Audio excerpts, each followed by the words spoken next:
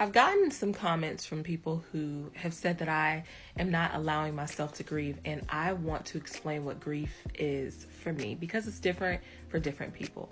I like to explain it as the disconnection of a soul tie. And I am no longer connected to the physical representation of my mother, but it doesn't mean that I don't have access to a spiritual connection. Grief for me has been the disconnection of a soul tie. In other words, I can no longer rely on the physical leisure of picking up the phone or calling her or going to see her.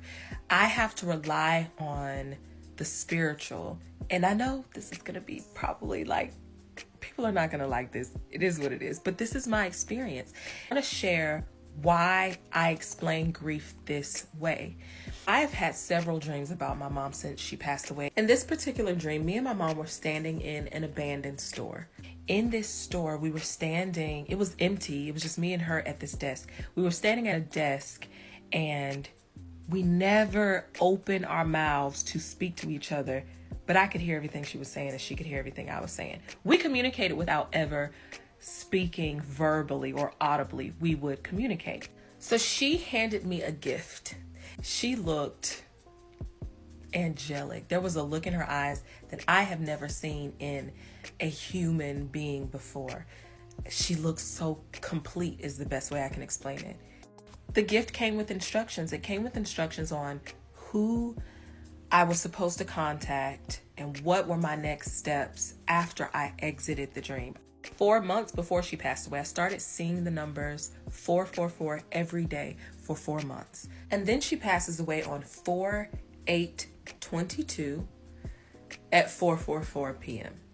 We watched her take her last breath at 4:44 p.m. And I think that was my sign that there's more.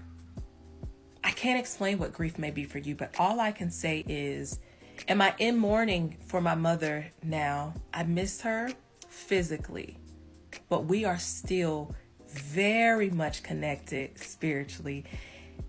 And this is my experience. I know there's going to be people who say that this is not of God, but let me tell you this is my experience. And if I believe that God is in me and God is in my mother and was in her and she's entered into the fullness of God, I mean, is it not of God? I don't know what to tell you.